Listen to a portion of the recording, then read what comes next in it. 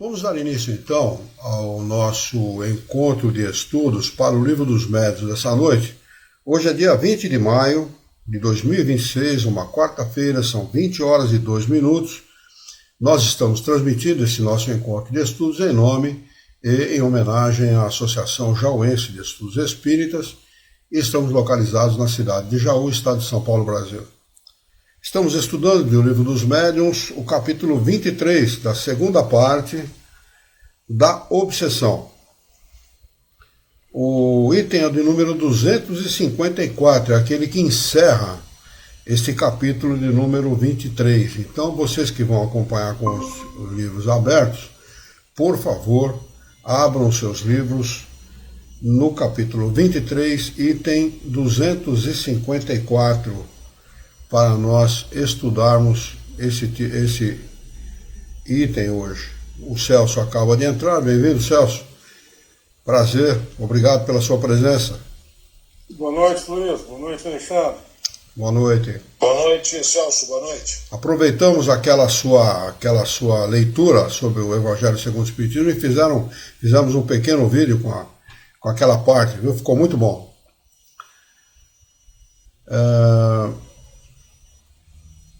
Vamos lá então, só para lembrar, não na próxima sexta-feira, na outra, dia 29, nós damos início à nossa transmissão, primeiro encontro com tema livre aqui no nosso canal. Nós vamos nominá-lo como Kardec Explica. E Kardec explica mesmo, explica racionalmente, né? Então, fica aí o convite a todos, aos nossos queridos irmãos, queridos amigos, a Janaína, o Jorge, o Alexandre, que aqui está, o Celso, para participar desse nosso próximo encontro no dia 29, com tema livre. Muito bem, vamos lá. Item de número 254 do capítulo 23. Kardec diz o seguinte: encerraremos esse capítulo com as respostas dos espíritos a algumas perguntas, vindo em apoio do que dissemos. A primeira pergunta, eu retomei o início, com a permissão dos companheiros, para a gente fazer aí uma reflexão melhor a respeito desse último item, que é muito importante e muito esclarecedor também. A primeira pergunta que ele faz aos espíritos é a seguinte: por que certos médiuns não podem livrar-se de espíritos maus que a eles se ligam? E como os espíritos bons, que eles chamam, não têm força suficiente para afastar os outros e comunicar-se por seu intermédio? Pergunta Kardec aos espíritos superiores. A resposta é a seguinte: não falta poder ao espírito bom. É o médium que quase sempre não está em condições de auxiliá-lo. Sua natureza é mais adequada a outras relações. Seu fluido se identifica mais com o espírito do que com o outro. É isso o que dá tamanha força aos que querem enganá-lo. Então, é bastante esclarecedora essa resposta dos espíritos. A natureza do médium, o que ele pensa, o que ele sente, o que ele faz, a vazão que ele dá para as paixões humanas, os vícios, né, é que vai fazer com que essa natureza não permita que os bons espíritos interfiram contra os maus espíritos. Eles têm força suficiente não só para afastar, para expulsar, para não permitir a aproximação deles, mas por que eles não fazem? Porque eles não podem interferir no livre-arbítrio de ninguém. Nem eu, nem vocês, nem ninguém pode interferir no livre-arbítrio de quem quer que seja, porque é uma lei natural. O livre-arbítrio é uma lei natural. Se ela é uma lei natural, é uma lei que vem de Deus. É uma lei que não pode ser transgredida. Embora a gente tenha muito dó, muita pena de quem esteja sofrendo, nós não podemos fazer nada, desde que a pessoa não queira esse auxílio. Se ela quiser o auxílio e fizer a parte dela, certamente ela vai encontrar retorno nesse esforço que ela fará para deixar os seus vícios, para deixar o seu modo de vida. Mas se ela se compraz nos vícios, se ela se compraz naquela maneira de viver, naquele jeito de fazer as coisas, ninguém pode interferir. Ela vai ter que aprender por ela mesma. É assim que o Criador age. E é assim que nós devemos entendê-lo. Entendê-lo, L maiúsculo. Entender o Criador. É preciso entender como Deus age com os seus filhos, possibilitando a todos o aprendizado que jamais ele vai esquecer. Nós aprendemos de tal maneira que cala de maneira tão funda no espírito que jamais ele vai esquecer-se daquilo que ele aprendeu. É assim que o sofrimento faz com que o espírito mude as suas atitudes. Porque no próprio sofrimento está a solução para os problemas do espírito. No próprio mal está a solução para os seus problemas.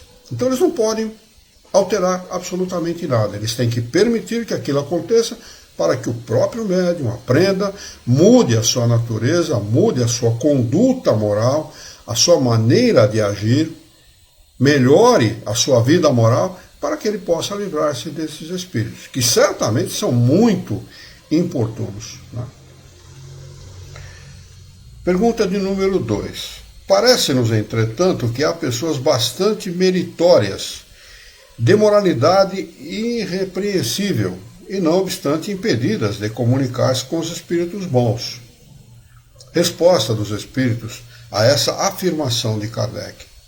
Isso é uma prova. Os espíritos que habitam o nosso planeta, eles são uma prova, uma das forças da natureza que são provas para os espíritos encarnados que aqui habitam. Encarnados e desencarnados que aqui habitam. Porque há espíritos que subjugam outros espíritos. Espíritos desencarnados que obsediam outros espíritos pusilânimes, fracos. Eles fazem isso. Submetem. Como um encarnado submete o outro aqui no nosso mundo, a mesma coisa. Não é? Então, são uma prova para nós, uma prova para os encarnados, para que eles aprendam o valor do bem, o valor de agir bem, o valor de ter uma vida correta, uma vida digna, uma vida honesta, uma vida séria, uma vida sem compromissos morais. Que toda vez que o homem se compromete moralmente, ele acaba sofrendo. E só existe uma solução para o encarnado aqui na Terra: melhorar a sua conduta moral. Se ele não melhorar a sua conduta moral, se ele insistir em agir em imoralidades, em vícios de uma maneira geral, ele vai sofrer. Vai sofrer uma encarnação, 2, 3, quantas forem necessárias para que ele entenda o valor da moralidade, o valor da boa conduta moral. Essa é a realidade, essa é a verdade. Não há como escondê-la. É ruim para muitos? Sim, é ruim. Porque a pessoa ela gosta da bandalheira, ela gosta da farra. Né? Ela gosta de fazer o que ela quer e acabou, fim de papo. Ninguém vai interferir mesmo, pode ficar sossegado. Nem Deus, nem Jesus, nem ninguém vai interferir com a sua conduta. No entretanto, a consequência é certa. Você vai arcar com a consequência, e são consequências dolorosas da sua conduta moral, da sua má conduta moral. A minha filha mais velha, a Juliana, ela é enfermeira, formada na Faculdade Paulista de Medicina, que é considerada a segunda melhor faculdade de enfermagem do mundo, a primeira do Brasil e a segunda do mundo. Eu não sei se ainda é, na época dela era assim. Com a interferência agora desses esquerdistas aí, pode ser que a coisa tenha piorado, mas na época dela era. Então, ela se formou numa excelente faculdade, trabalhou durante 13 anos na Santa Casa de Misericórdia de São Paulo, num posto de saúde, que é um posto escola, na Barra Funda, muita gente conhece em São Paulo, excelente tratamento, exames de toda a ordem, de todo tipo, atendem as pessoas da melhor maneira possível. E ela, muitas vezes conversando comigo, ela falou: pai, você com 74 anos de idade, você tem uma saúde extraordinária. Você é autônomo em tudo na sua vida. Você dirige, você viaja, você não precisa de ninguém para te vestir, para te cuidar, porque o senhor não imagina, ela falou. Há pessoas que com 55, 60 anos não são mais autônomos em quase nada. São pessoas degradadas fisicamente. Muitas vezes eu fico assustado com essa afirmação dela, assustado não, surpreso com essa afirmação, porque eu, com 74 anos, não tenho limite nenhum, é o limite natural que o corpo impõe aos 74 anos de idade, não tem mais a mesma mobilidade, a mesma ligeireza, é evidente, tá certo? Mas eu não tenho problema nenhum, eu sou autônomo em tudo mesmo, né? Mas o que faz com que uma pessoa aos 55, 60 anos tenha esse tipo de limitação? Senão as consequências da sua má conduta moral ao longo de uma vida. É consequência natural. Portanto, até para a questão da nossa saúde física, emocional e psicológica, vale a pena uma boa conduta moral. Se você quiser ser feliz em todos os aspectos, se você quer estar bem fisicamente, psicologicamente, emocionalmente, tenha uma boa conduta moral. Vale a pena. É um investimento que nós fazemos. Investimento não só no bem espiritual, na sua boa situação espiritual, mas um investimento até na sua condição física. Não é? Então vale muito a pena. Ele segue. E quem te pode dizer que não trazem no coração um tanto manchado de mal? Que o orgulho não controla um pouco essa aparência de bondade? Tem muita gente que de bondade mesmo é mais aparência que outra coisa, né? Como carroça vazia, né? É muito barulho e pouco conteúdo, né? A verdade é essa. Tem muita gente que é assim. Uma carroça vazia mesmo. Os antigos falavam isso, né? Parece uma carroça vazia. Faz muito barulho, mas conteúdo mesmo é pouco. Essas provas revelam ao obsedado a sua fraqueza e que devem incliná-lo para a humildade. A fraqueza inclina o homem para a humildade, ou seja, o conduz à humildade, pelas consequências que ela traz. Sofre, abaixa o nariz.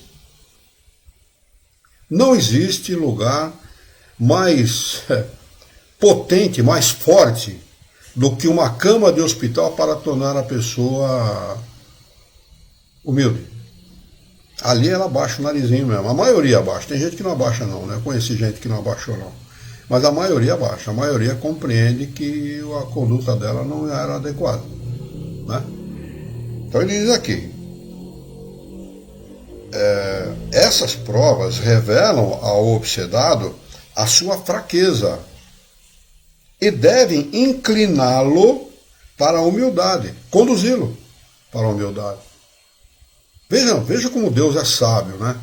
Veja como a bondade, a misericórdia e a justiça de Deus se revela em todos os aspectos da vida, inclusive no próprio sofrimento que o próprio ser humano se impõe pela sua imprudência. Né? Acaba conduzindo o próprio ser humano à solução para o seu espírito. Como o objetivo é sempre a vida espiritual, o propósito, tudo aqui nesta vida, indica que o maior objetivo nosso deve ser a vida espiritual e não a vida material. A vida material é apenas um meio, não é fim. É um meio através do qual nós atingiremos a felicidade espiritual. Um meio. Muita gente tem a vida material como fim e não como meio. Investe tudo o que ele tem na vida material. Buscando o quê? Conforto, riqueza, prestígio, força social, força política, tudo o que ele puder aqui nesse mundo. Ele quer saber de estar bem aqui, quando ele certamente vai estar mal na verdadeira vida, que é a vida espiritual. Não é a vida material. A vida material é apenas um meio através do qual ele conquista os bens espirituais. Não é? Como boa parte dos nossos habitantes, encarnados e desencarnados, ainda não entendem isso dessa forma, acabam sofrendo mais do que devem e mais do que precisam sofrer. Porque todo mundo sofre, mesmo aquele que tem boa conduta moral neste mundo sofre. Porque é natural, é um mundo de expiação e provas, não é um mundo de delícias. Um mundo onde tem asilo, orfanato, hospital, manicômio, presídio, para citar só os mais corriqueiros, não pode ser um mundo de delícia, não é um mundo que você vem aqui para gozar, você vem aqui porque você vai ter problema. Até porque é um mundo próprio para os espíritos imperfeitos como nós. Então, inclusive as próprias leis humanas conduzem o homem à infelicidade, conduzem o homem ao sofrimento. Quando é imposto ao homem a prisão, olha o quanto de sofrimento é imposto a um ser humano quando ele é conduzido a uma prisão, por exemplo. Por pior que ele seja, vai sofrer muito, mesmo que ele não admita, porque muitos, às vezes, por bravata, né? Não sofre e tal, para mim tanto faz estar aqui como estar fora e tal. É bravateiro só, pura bravata, né? Que na realidade conduz a muito sofrimento. Então tudo neste mundo indica sofrimento, tudo neste mundo é próprio para isso, porque os espíritos, nossos espíritos, antes de encarnar, pedem isso, pedem essa situação, para poder entender o valor dos bens espirituais. Não é? Nós vimos aqui aprender isso, aprender a trabalhar, aprender o valor da dor e suportar a dor. Não é? Nós precisamos aprender. Tem gente que nem falar em dor para ela se arrepia. Ela não suporta a dor de espécie alguma. E nós vimos aqui aprender isso. Trabalho, tem gente que passa longe de trabalho, não quer saber trabalhar. Né? E é uma das coisas que o espírito vem aqui para aprender, porque a maioria é indolente. Ele quer saber de ganhar muito, mas trabalhando pouco. Não é? E a maioria das fortunas legítimas são frutos de muito empenho, muito trabalho, muita dedicação, muitas horas dedicadas a esse trabalho. O nosso mundo é isso. Não é? Não que Deus imponha o sofrimento ao homem. Quem se impõe o sofrimento é o próprio homem. Muitas vezes por aquilo que ele pede ao longo de uma encarnação, ele pede o sofrimento, porque ele precisa entender o valor do bem, né? E outras vezes pela sua imprudência. Um vício ao longo da vida acaba resultando no quê? Numa grave doença. Não há como negar isso. É isso que acaba acontecendo mesmo. Né? Ele segue. Há alguém na Terra que se possa dizer perfeito?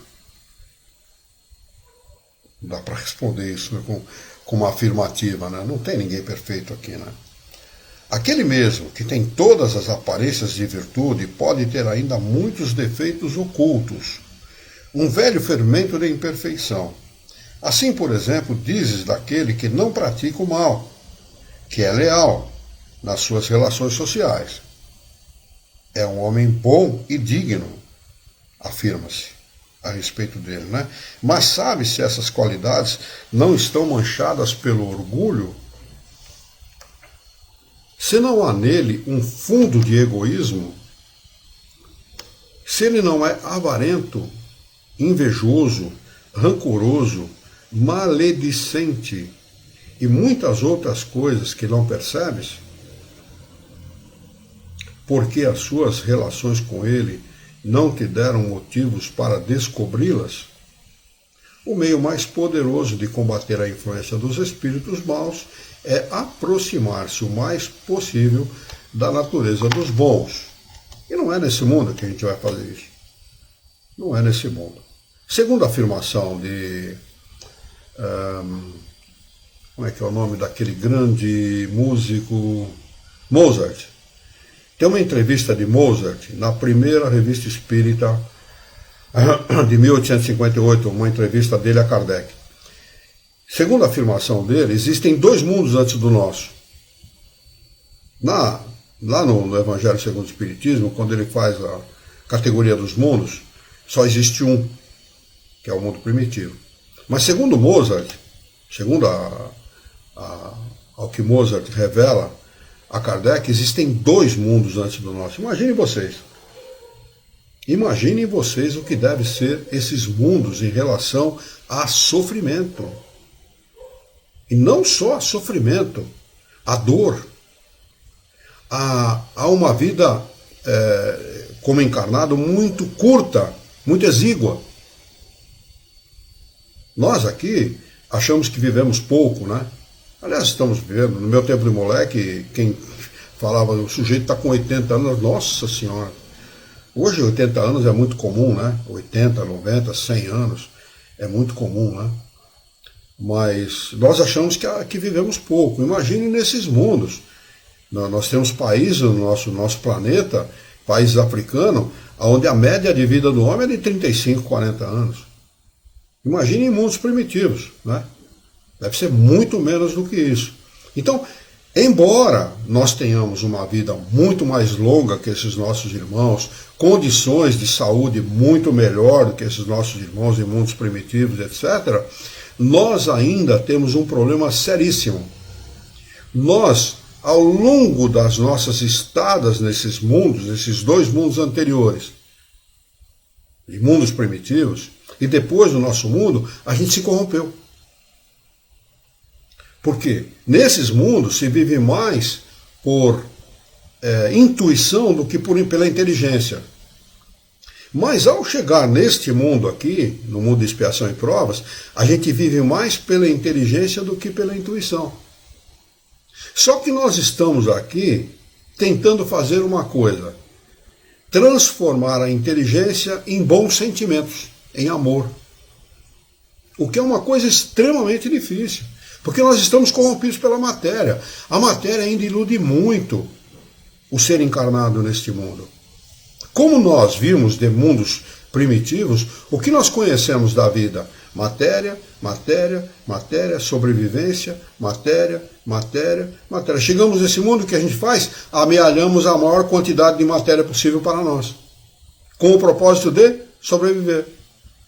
É essa desculpa que muita gente se dá. Ah, não, eu preciso ter muito, porque eu quero deixar muito para os meus filhos e ter uma boa vida. Devido a esse nível de corrupção que a inteligência desenvolvida acaba imprimindo nos seres habitantes desse nosso planeta. Essa transformação da inteligência em bons sentimentos, ela acaba acontecendo no nosso mundo, quando o espírito melhora a sua condição moral. Aí ele é promovido ao mundo de regeneração, onde a condição é outra, completamente diferente. Ele começa um processo de desenvolvimento moral, intelectual, do pensamento e de moralidade muito grande. Mas até chegar aí, é corrupção, corrupção, corrupção, corrupção. Bom, veja o que está acontecendo no nosso mundo, veja o que acontece no nosso país e no mundo de uma forma geral. Pessoas defendendo coisas absurdas, ideias absurdas, comportamentos absurdos, ideologizando o crime. E o curioso é que antigamente, até pouco tempo atrás, não era assim, né? De certa forma, viu, Alexandre? De certa forma, nós estamos nos defrontando com uma realidade trazida pela internet que nós não tínhamos antigamente. Até muito pouco tempo atrás, muito pouco tempo, estou falando de 2004, 2008, 2004, 2008, até uns 2010, mais ou menos por aí, nós não tínhamos o nível de informação que nós temos hoje a respeito do que acontece no mundo. Porque eu sigo um rapaz na internet, chama-se Kleber alguma coisa, não lembro, acho que é Kleber Machado, se eu não me engano. Ele é correspondente, ele é um jornalista correspondente, ele fala muito da Inglaterra, ele mora na Inglaterra e ele traz informações da Inglaterra para nós. Ele tem um canal, eu sigo esse canal dele, ele é muito bom como jornalista e tal. Mas veja, hoje ele deu uma informação a respeito de Cuba e dos acontecimentos em Cuba em tempo real. Em tempo real. Quando isso era uma coisa impensável até muito pouco tempo atrás. Então o nível de informação que se tem em tempo real é muito grande. Uma coisa acontece, uma mentira é falada em tal lugar assim, assim, no Brasil, em qualquer lugar do mundo, e eles desmentiram no momento seguinte. Então o nível de informação é muito grande hoje em dia. Então hoje se tem uma noção de realidade muito grande, que não os nossos pais, nossos avós muito menos, e a minha geração, por exemplo, não tinha até muito pouco tempo atrás. As comunicações, elas transformaram o mundo numa outra coisa. E a gente vê que aí está se cumprindo uma promessa de Jesus, que nada ficaria escondido, que tudo seria revelado. E realmente é o que está acontecendo mesmo. Sem peias. Sem colocar freio nesse tipo de coisa. Porque não há como colocar freio. Não há como colocar. Existem ferramentas hoje em dia que o sujeito, mesmo que seja proibido a internet no país dele, ele usa essa ferramenta e ele acaba por saber o que está acontecendo nos outros lugares. Então, a comunicação hoje em dia, o nível de comunicação, a quantidade de informações que nos chega é muito grande. E coisas de qualidade. Você tem informações de qualidade. Muita gente usa de forma equivocada, é claro. Isso é natural no ser humano, é natural no uso que se faz das coisas. Primeiro usaram a força atômica para fazer uma bomba, para explodir Nagasaki e Hiroshima. Hoje em dia a força atômica é utilizada para ajudar na cura do câncer. Então olha a utilização da mesma força em situações completamente diferentes e opostas. Uma para tirar a vida e outra para preservar a vida. Não é? É assim que o homem age, é natural. Cada ferramenta, cada coisa que chega na mão do homem é utilizada de forma muitas vezes equivocada. E a internet é uma delas.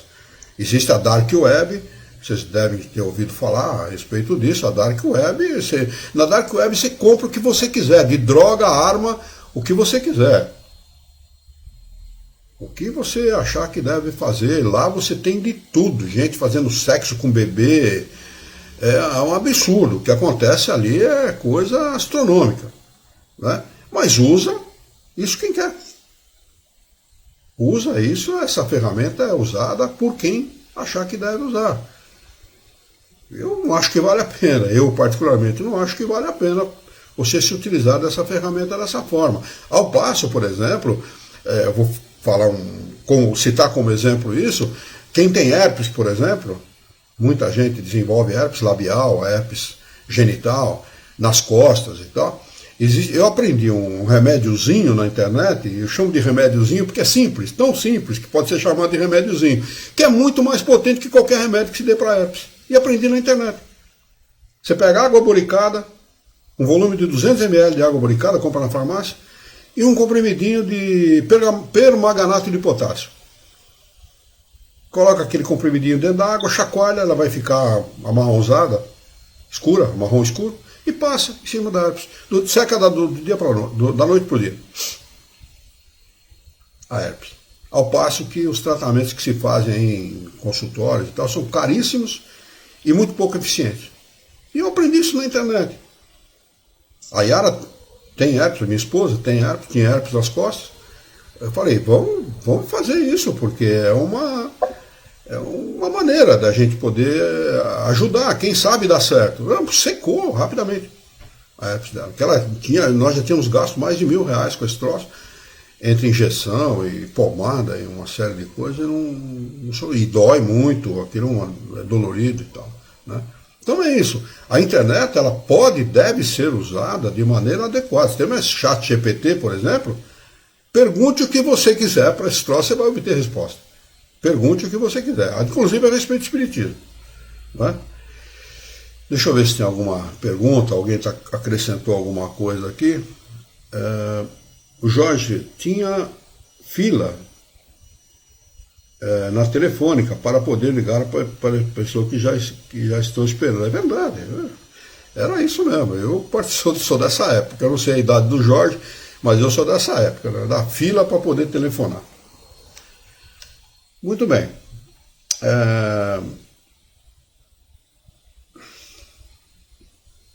Terceira pergunta. A obsessão que impede um médium de receber as comunicações que deseja é sempre um sinal de indignidade da sua parte? Resposta: eu não disse que se trata de um sinal de indignidade, mas que pode haver obstáculos a certas comunicações, devido à natureza do médium. Identidade fluídica. Já falei, estudem os fluidos, é muito importante. O último capítulo do Evangelho segundo o Espiritismo trata disso em relação às preces, mas o capítulo 11, 12, 13, 14 e 15 da Gênese trata isso com a profundidade necessária. É interessante a gente saber como isto age. Nós vivemos mergulhados num oceano de fluidos, e os fluidos são neutros. Quem qualifica os fluidos é o nosso pensamento. Nós é que damos a qualidade aos fluidos. Cada pessoa tem uma atmosfera fluídica, que você acha que se pode chamar assim, própria. Tem gente que chega perto e se sente bem, tem outros que chega perto e se sente mal. Por quê? Atmosfera fluídica. Aquilo que o pensamento dela constrói em torno dela mesma. O carro do sujeito tem essa atmosfera, o ambiente de trabalho tem essa atmosfera, a casa tem essa atmosfera. Tudo que você faça, construído por bons pensamentos, tem uma boa atmosfera fluídica. E tudo que você faz, o contrário, a mesma coisa. Por que é que nós nos sentimos bem numa igreja? Só para dar um exemplo, qualquer igreja, independentemente da denominação religiosa. Porque lá todo mundo vai com bom pensamento. O desejo de se melhorar, o desejo de se ajudar e ajudar o próximo, enfim, qualificam o fluido do ambiente com uma qualidade muito boa. Por isso que todo mundo se sente bem. Eu me sinto em paz na igreja, é claro. Faça isso na sua casa. Mude a maneira de pensar, evite as discussões, ensine seus filhos, seu esposo, sua esposa a fazer a mesma coisa. Então, estudem os fluidos. Não é uma coisa qualquer. É uma coisa extremamente importante, além do que eles são o veículo do pensamento. Se você odiar uma pessoa e emitir para ela maus pensamentos, pensamentos de ódio, rancor, desejo de vingança, tal, ela vai receber. Se ela merecer, ela vai receber. Se ela não merecer, vai voltar para você esses pensamentos. Com a mesma intensidade que você mandou. E o contrário também é verdadeiro. Se você orar por alguém, independentemente de onde ele esteja, encarnado ou desencarnado, ele vai receber as suas orações e o bem que você deseja para ele. Né? Então, é importante a gente saber disso. O nosso pensamento é força criadora. Nós podemos criar o bem e o mal com o pensamento. Então, atentem para isso. Cuidem do seu pensamento. Cuidem da sua maneira de pensar. O pensamento não é qualquer coisa. Parece qualquer coisa, mas não é qualquer coisa. É uma coisa extremamente importante que você pode fazer muito bem ou muito mal com o seu próprio pensamento. Pois não, Alexandre? E talvez essa afirmativa, que eu acho uma das mais espetaculares que eu já ouvi na minha vida, que você acabou de citar, eu sempre volta e meia me lembro disso, de que o pensamento é criador, né? Eu acho que isso é um dos maiores ensinamentos que nós temos para aprender nessa vida, né? Pensamento é forma criadora. Quer dizer, eu acho que isso é uma conclusão que realmente vale as pessoas pararem em um determinado momento e fazerem uma reflexão sobre isso. Tamanha a profundidade dessa conclusão, não, Luiz? Sem dúvida. É extremamente importante. Lamentavelmente, poucos ensinam isso. A não ser os espíritos superiores.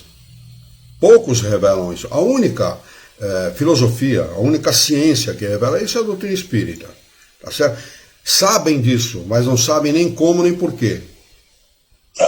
O como e o porquê e o quando é muito importante. Você tem que saber a respeito. Você tem que conhecer. Você conhecendo, se esclarecendo, você soluciona muitas coisas importantes na sua vida. Uma mudança de pensamento altera tudo. Uma mudança de pensamento, apenas a mudança de pensamento. Quando Jesus disse, perdoa, olha a importância disso. Quando você conhece o valor da qualificação dos fluidos pelo pensamento, você sabe o valor do perdão. E quem quiser ser feliz tem que perdoar. Se você não perdoar, você vai ficar com o ônus do ódio, o ônus do rancor, o ônus da vingança, o ônus de quem não perdoa. Simplesmente isso. Então vale a pena você conhecer esse assunto, saber a respeito desse assunto, estudar esse assunto com a profundidade necessária e mudar a sua conduta. Quem vai ter a ganhar com isso? Você.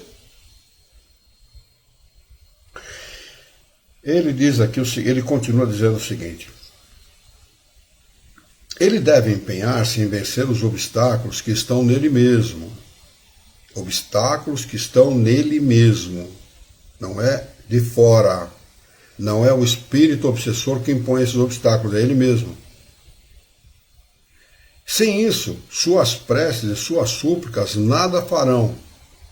Não basta a um doente dizer ao médico: dá-me saúde, que quero passar bem. O médico nada pode se o doente não faz o necessário. Então, o cara está com problema de estômago. O médico manda o sujeito tomar remédio para estômago. Ele toma remédio para estômago, fuma e toma álcool. Ele bota a cura por um lado e o veneno por outro. Como é que ele pode curar-se? A mesma coisa se dá com o pensamento. Ele faz uma prece na igreja e maledicência na rua. O maledicente é o mesmo que ele não... Com a maledicência é o mesmo que ele não tivesse feito prece. E não vale de nada. Não tem significado nenhum a prece dele. Não tem resultado bom nenhum. Ah, mas eu fiz uma prece. Grande coisa que você fez. Você desfez tudo o que você tentou fazer com a maledicência. Pergunta de número 4. A privação de comunicar-se com certos espíritos seria uma espécie de punição? Resposta: em certos casos pode ser uma verdadeira punição, como a possibilidade de comunicar-se com eles é uma recompensa que deves procurar merecer. Pergunta de número 5. Não se pode também combater a influência dos maus espíritos orientando-os moralmente? Resposta: sim, mas é o que não se faz. E não se pode deixar de fazer. Porque é frequentemente uma tarefa que foi dada e que devias cumprir caridosa e religiosamente, com seriedade. Quando ele fala em religião aqui, ele está falando de seriedade, não é de culto. Culto é uma outra coisa. Culto são cerimônias destinadas a homenagear a Deus. Deus precisa de homenagem? Deus precisa ser entendido, não de homenagem. Então não tem nada a ver com culto, é seriedade. E seriedade, a maioria das pessoas não gostam de usar de seriedade com as coisas. Ah, você é muito sério, é um cara chato, mano. Né? Na realidade, seriedade é uma coisa extremamente importante, especialmente na lida com os espíritos. O objetivo da mediunidade é exatamente essa: ajudar a orientar moralmente e mudar a conduta moral dos maus espíritos. Este é o propósito, o grande propósito da mediunidade. Porque eles se aproximam mesmo, eles estão ombreando conosco, eles estão lado a lado conosco. Ou vocês acham que não tem milhares, talvez bilhões de espíritos assistindo a nossa conversa? Essa conversa que nós estamos tendo. É claro que tem. E muitos. Aqui comigo, certamente, com vocês aí, certamente. Por quê? Porque Deus, na sua sabedoria, os coloca para orientar-se através disso, através dessas conversas de um teor elevado, para mudar a própria conduta moral dos espíritos. E é o que o médium deve fazer. Ele diz aqui, olha, sim, quando ele pergunta se o médium deveria orientar moralmente esses maus espíritos, ele diz sim, mas é o que não se faz. É o que a maioria não faz. Utiliza-se dos espíritos para conquistar coisas materiais. Compra, com cerimônias, com rituais, esses espíritos para conquistar coisas materiais. E não se pode deixar de fazer, diz ele aqui, porque é frequentemente uma tarefa que foi dada e que devias cumprir caridosa e religiosamente. Por meio de bons conselhos, pode-se levá-los ao arrependimento e apressar-lhes o adiantamento. Olha, se você apressa o adiantamento de um desencarnado aqui na Terra, quando você for um deles, alguém vai te ajudar também. Ah, mas eu não vou precisar. Quem garante? Quem garante que você não vai precisar? Ah, não, eu conheço espiritismo, eu sei de... E daí, cara? E daí? E as burradas que a gente faz ao longo da vida? E os erros cometidos? E a falta de elevação moral que todos nós temos? De uma maneira ou de outra, mais ou menos, uns mais, outros menos. Como é que fica? Quando você desencarnar, você vai ter que arcar com essa responsabilidade. E daí, você vai precisar muito da caridade alheia, muito da ajuda dos bons espíritos, muitas vezes da ajuda de bons médiuns, desses médiuns que comprometem-se em auxiliar espíritos desse tipo. Pergunta de número 5A. Como pode um homem ter mais influência nesse caso do que os próprios espíritos? Resposta. Os espíritos perversos se aproximam mais dos homens que procuram atormentar que dos espíritos, pois destes se afastam o mais possível. O espírito elevado, ele foge dos caras, ele não quer dar trela para os caras. Ele não quer dar conversa, ele vai se aproximar dos homens. Se ele puder atormentar, ele vai atormentar mesmo. Se ele não puder te atormentar, você der chance para ele entrar dentro da tua casa, ele atormenta um filho, atormenta o marido, atormenta a esposa, cria confusão, cria discussão dentro da família, cria problema dentro da família, que é justamente para criar problema para você.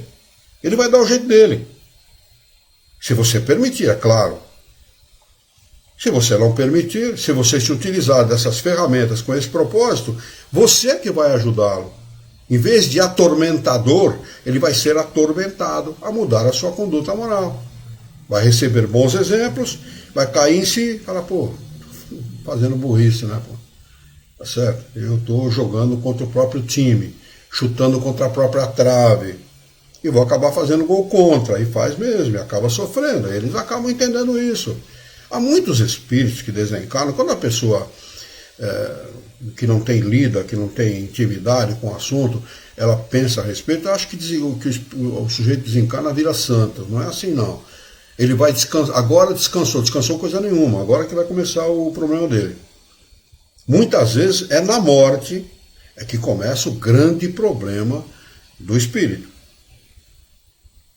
Então, é preciso auxiliar esses espíritos, é preciso, de alguma forma, ajudá-los a compreender, a entender o que está acontecendo, porque eles não entendem.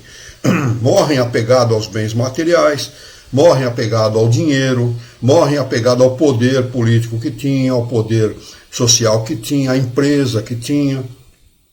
Morrem apegados ao terreninho, que ele era um pobre, mas tinha um terreninho, então ele é apegado ao terreninho, é meu, isso aí é meu. Ninguém muda. E atormenta a pessoa. Se uma pessoa constrói uma casa em cima de um terreno cujo espírito se acha dono, ele atormenta aquela família. Se ele puder, ele atormenta até umas horas. Tinha uma casa aqui em Jaú, em 2000, eu sei, porque eu era presidente de uma casa espírita aqui em Jaú, tinha uma casa que pegava fogo nos cantos da casa, né? Nós evocamos esse espírito num trabalho lá no centro espírita e ele falou, não, é meu lá, não quero ninguém lá não. Aquilo é meu. Ele era dono da gleba, talvez um fazendeiro, sei lá. Entendeu? E atormentava a família de evangélicos. Rezavam por música, rezavam toda hora. Nos cantos que eles estavam, eles rezavam. Nem permitiram que eu fizesse uma prece lá dentro, porque os pastores não autorizavam. Só me permitiram, porque como a gente é espírita, eles achavam que a gente podia levar alguma solução para o problema deles. Mas é assim, o espírito quando desencarna, ele é exatamente o que ele foi aqui nesta vida, como encarnado. Se ele foi autoritário, violento, apegado às coisas materiais, ao corpo físico, à beleza, à vaidade, ao orgulho, à prepotência, ele vai levar para a vida espiritual exatamente aquilo que ele é, ou que ele era. E aí que começa o grande problema do espírito, o grande tormento daquele espírito. Então é preciso esclarecê-los e auxiliá-los. Esta é a função do médium. Esta é a função de trabalhos de desobsessão e de doutrinação. O Jorge escreveu aqui: se nós somos energia, nós emitimos energia e recebemos energia. Nós não somos energias nem emitimos energia, Jorge. Energia, olha, grave uma coisa para você lembrar-se. Energia é força de trabalho em ação, não tem nada a ver com fluido. Fluido é uma outra coisa. Energia é fruto, ela é gerada por uma coisa chamada fluido vital, que é um fluido dado ao espírito para ele ter vida aqui nesse mundo. Tá bem? Fluido é uma outra coisa. Fluido, ele inunda o mundo, o universo todo. Não tem nada a ver com energia. Não use esse termo, porque para um espírito esclarecido, esse é um termo extremamente equivocado. Tá bem? Então não é fluido, não é energia, é fluido. Por favor.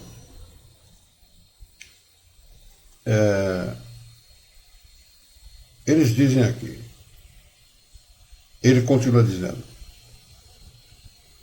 nessa aproximação aos humanos, quando encontram quem os tenta moralizar, a princípio não lhe dão ouvidos e até riem-se dele, mas depois, se este soube prendê-los, acaba por sentir-se tocados. São seres com um sentimento como o nosso.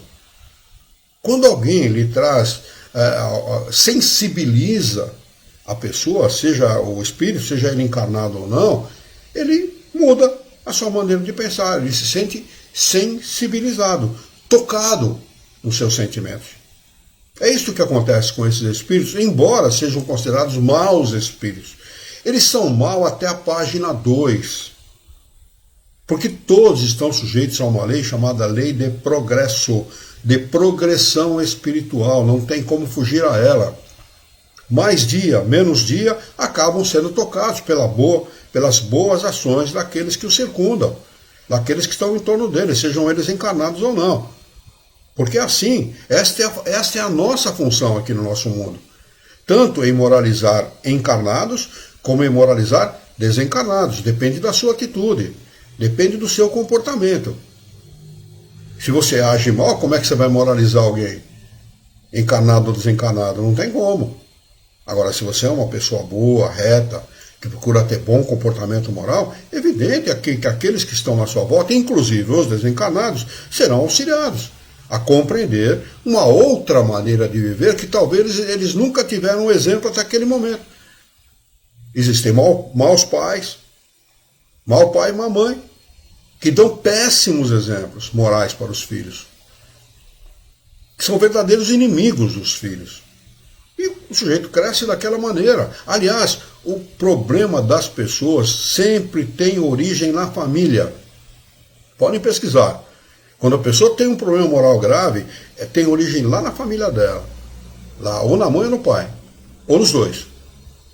Podem fazer esta pesquisa, que vocês vão notar que isto é uma verdade inconteste. É sempre assim. Quem teve um bom pai, uma boa mãe, um pai moralizador, enérgico, sério, que soube educar os filhos, normalmente tem um comportamento diferente. Normalmente. Pode até se conduzir mal pela vida por decisão própria, mas recebeu bons exemplos. E sempre se lembra dele. Vai sempre se lembrar desses bons exemplos. Porque esta é a função do pai e da mãe. Torcer o pepino enquanto ele é novo. Se relegam isso a segundo plano, o pepino vai continuar torto o resto da vida. Mas se tratam de cuidar bem da educação moral dos filhos, esse filho certamente vai conduzir-se pelos bons caminhos. Né? Essa é a função do pai e da mãe, é uma missão. Educar um filho, paternidade é uma missão extremamente importante, que todos os pais têm aqui na Terra. Ai daqueles que relegam essa missão ao segundo plano, ou que não cumprem essa função. Ai deles, que vão ter que responder isso para Deus. Vão ter que responder sobre essa negligência para Deus. Ele segue. O homem não tem, é evidente, mais poder que os espíritos superiores, mas a sua linguagem é mais acessível à natureza inferior. E vendo a influência que podem exercer, os espíritos inferiores compreendem melhor a solidariedade existente entre o céu e a terra. Olha que interessante, gente. Eu vou ler de novo, porque é extremamente importante isso. Esse esclarecimento mostra o quanto que nós temos de responsabilidade em relação aos desencarnados. Prestem atenção. Ele diz assim: o homem, o encarnado, não tem, é evidente, mais poder que os espíritos superiores, mas a sua linguagem é mais acessível à natureza inferior. E vendo a influência que podem exercer, os espíritos inferiores compreendem melhor a solidariedade existente entre o céu e a terra. A nossa linguagem aqui, a coloquial, o dia a dia, é uma linguagem chula, de baixa qualidade. Então se identifica muito mais com eles. Eles se identificam com essa linguagem. É onde você pode auxiliá-los, embora com uma linguagem, vamos dizer assim, do ponto de vista moral, não muito boa. Mas eles vão vendo o seu comportamento. Pô, ele fala isso, ele fala aquilo, ele fala um palavrão, mas ele tem uma boa conduta. Olha como é que ele se conduz pela vida. A gente pensa que as pessoas, tanto encarnado como desencarnado, não nos observam. Mentira isso, viu? Observam e muito. Estão de olho no seu comportamento. E utilizam-se desse comportamento, muitas vezes, como exemplo para si. Então, essa solidariedade entre o céu e a terra de que ele está falando, refere-se exatamente a isso. Luiz, eu arriscaria dizer aí nesse comentário que os desencarnados, eles observam muito mais do que os encarnados, viu? Com certeza. Você tem toda a razão a esse respeito. Toda a razão, evidentemente. Porque até tem mais tempo para isso, né? Não tem os mesmos compromissos que nós temos de, vamos dizer assim, de salvar o dia para o estômago, né? De alimentar e as próprias necessidades, né? Sim. Quando nós estamos falando de espíritos inferiores, ou pelo menos moralmente inferiores a encarnados, né, que têm uma ascendência moral superior, esses, aí sim, aí eles geram uma dependência, uma necessidade nesse quesito de observação. Porque o comportamento moral efetivo, né, correto, né, de um encarnado o desperta muito, justamente para a própria questão do progresso dele mesmo em erraticidade, né? Sem dúvida. E é o instrumento que Deus se utiliza. Nós somos professores uns dos outros, aprendemos uns com os outros. Infeliz aquele que acha que sabe muito e que não tem nada para aprender. Nós sempre temos muito a aprender uns com os outros, encarnados com encarnados. Imagina desencarnado com encarnado, quando ele tem essa conduta imperfeita, né, dos espíritos imperfeitos. Ele segue arrematando a resposta. Além disso, o ascendente que o homem tem, que o homem pode ter, desculpe, sobre os espíritos, está na razão de sua superioridade moral. Ele não domina os espíritos superiores, nem mesmo os que, sem serem superiores, são bons e benevolentes, mas pode dominar os espíritos que foram moralmente inferiores. Que forem moralmente inferiores. Não é? Então, você pode fazer muito bem.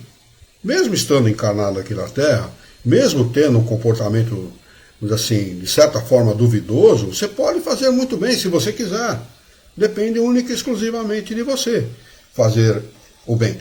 Né? O bem sempre é possível a todos, né? Tem duas perguntas aqui para encerrar os nossos estudos de hoje. Se vocês permitirem que nós venhamos a invadir aí um pouco o horário, nós vamos conseguir arrematar esse capítulo hoje. Aquela história, né? Só para complementar, o bem é sempre bem-vindo. Sim, né? Sim. E sempre muito produtivo, né?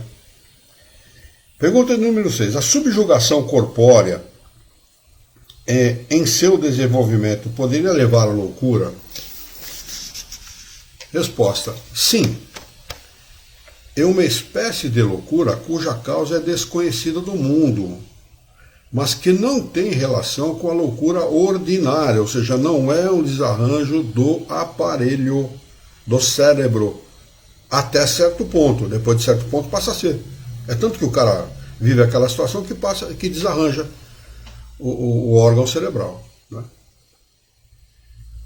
Mas que não tem relação com a loucura ordinária. Entre os que são tratados como loucos, há muito que são apenas subjugados.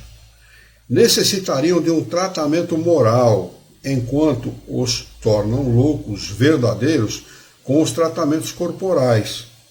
Quando os médicos conhecerem bem o espiritismo, saberão fazer essa distinção e curarão o maior número de doentes do que o fazem com as duchas, os choques e as coisas que se utilizam, os recursos que se utilizam, que são mais de levar o sujeito à loucura propriamente do que à cura, né?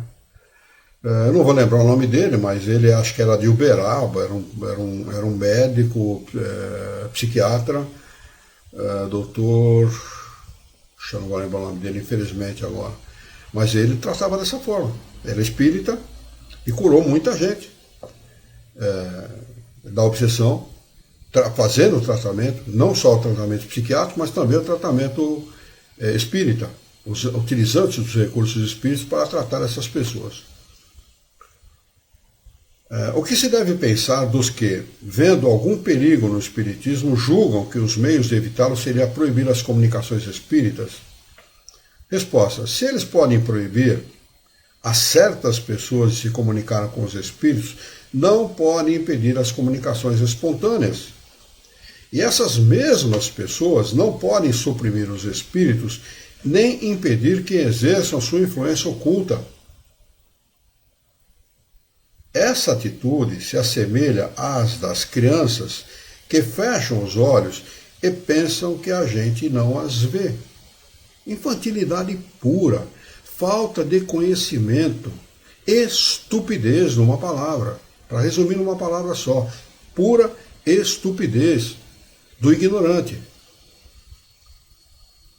Seria loucura, só porque os imprudentes podem cometer abusos, querer suprimir uma coisa que proporciona grandes vantagens, e meios de prevenir os inconvenientes é, pelo contrário, fazer que a conheçam a fundo. Eu vou dar um exemplo rápido, está faltando um minuto ainda, eu achei que ia estourar o tempo, mas acho que não vai não. Mas eu vou dar um exemplo da minha família, da minha casa, dos meus pais. A mamãe foi criada numa família de católicos. A minha tataravó, Dona Rosa, era Rosa Spinelli, uma italiana, veio para o Brasil, católica de carteirinha.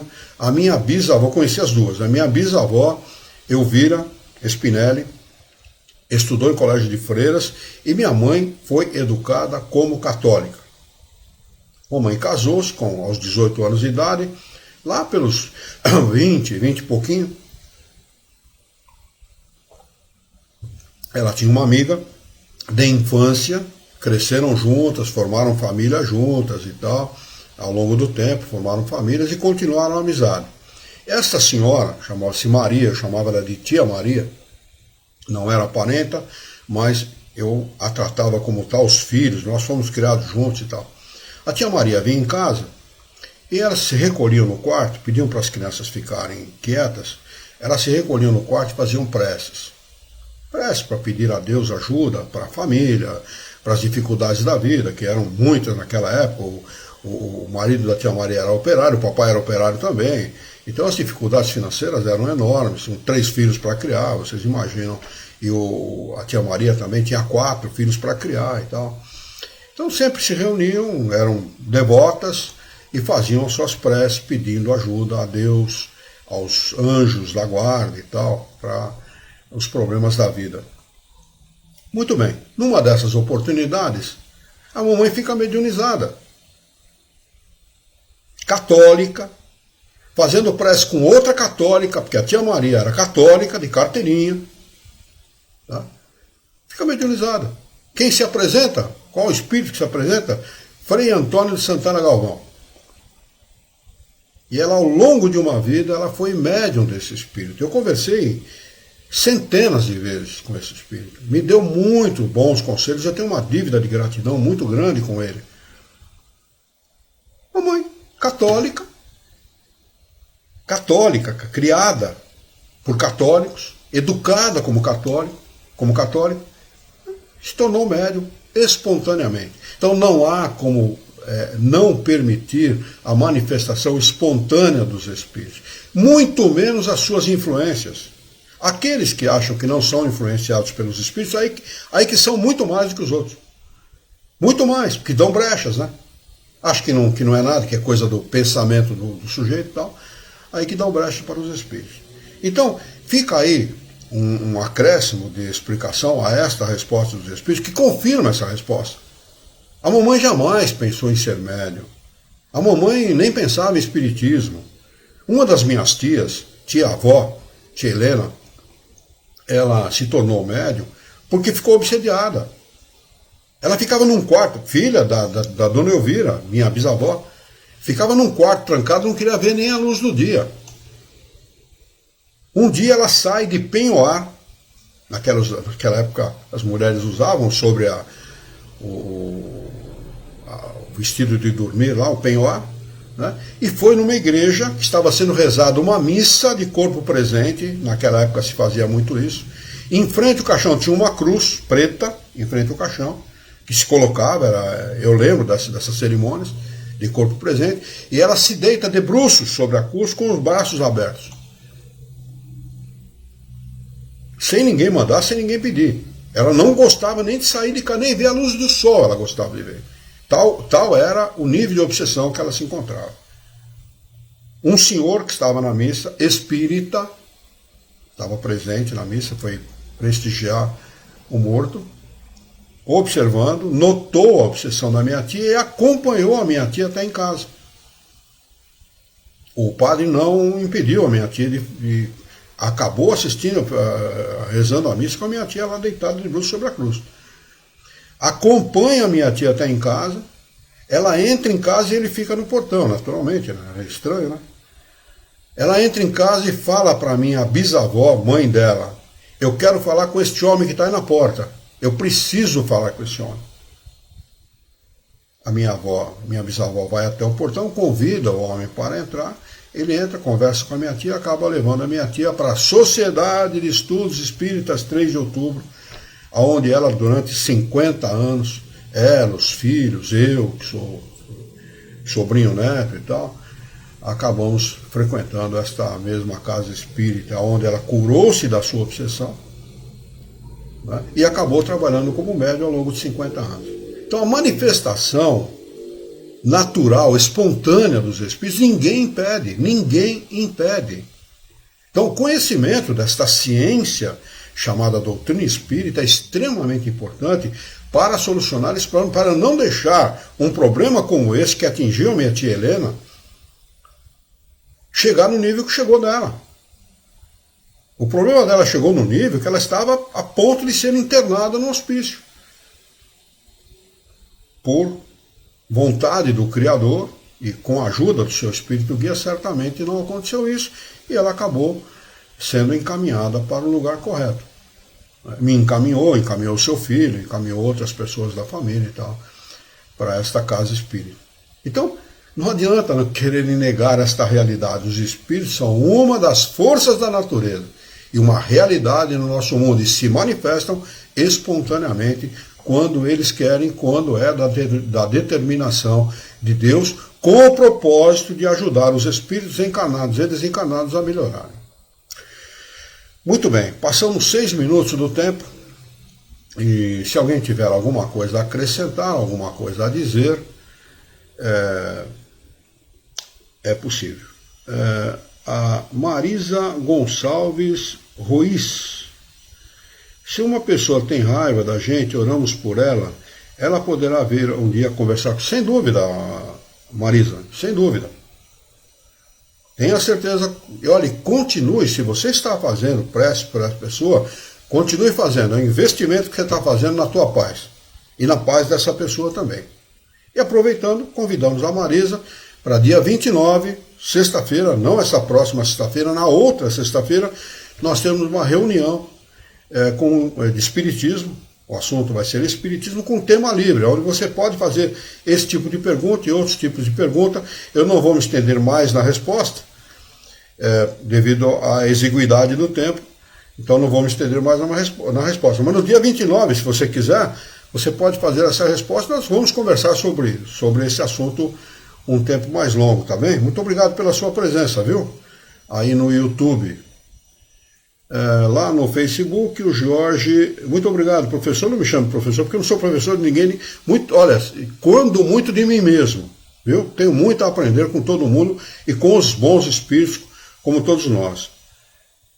Pela sua excelentíssima aula de hoje, gratidão. Eu é que agradeço. Aqui o Dirceu Meado escreveu uma coisa muito importante aqui, doutor Inácio. O nome dele, daquele médico que eu citei, é Inácio Ferreira. Façam as pesquisas aí na internet. Doutor Inácio Ferreira.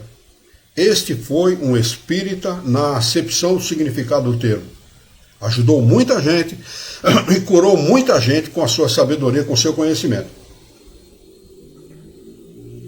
Doutor Inácio Ferreira. Obrigado, viu, Dirceu, pela sua ajuda. E a Marlene Pisoni Teixeira deu uma boa noite para nós aqui no Facebook. Boa noite para você também, Marlene. Obrigado pela sua presença. Estão todos convidados para no dia 29 nos encontrarmos aqui pela internet para uma reunião com tema livre. Tá bem? Muito bem. Se alguém tiver mais alguma coisa para perguntar, alguma coisa para acrescentar, fiquem à vontade. Senão nós vamos fazer a nossa prece de encerramento, se a garganta permitir. Muito bem. Então eu convido a todos os queridos amigos, queridos companheiros, queridos confrades, a esquecermos os nossos encontros e desencontros desse dia, para unirmos os nossos pensamentos e mentalizarmos a figura excelsa e amiga daquele que é o nosso mestre, modelo e guia de toda a humanidade, Jesus de Nazaré. E juntos com Jesus vamos nos dirigir ao Criador, ao Senhor da vida, fonte inesgotável de paz, de amor, de bondade, de misericórdia e, sobretudo, de justiça, para agradecer muito a Ele pela oportunidade que tivemos em nos reunirmos para estudar as questões propostas pelo Livro dos Médiuns dessa noite. Queira a vossa bondade, o vosso amor, a vossa misericórdia, que tenhamos bom ânimo, coragem, determinação, ideias renovadas, alegria de viver e muito entusiasmo, para que nós possamos trabalhar e sermos úteis à sociedade em que vivemos. Dá-nos ainda, Senhor, a coragem e a força moral para orientarmos a própria existência por um profundo e sincero respeito pelo nosso próximo. Em Teu nome, em nome de Jesus, em nome dos bons espíritos, em nome do nosso diretor espiritual e de toda a sua equipe, nós declaramos encerrado o nosso encontro de estudos dessa noite. E que assim seja.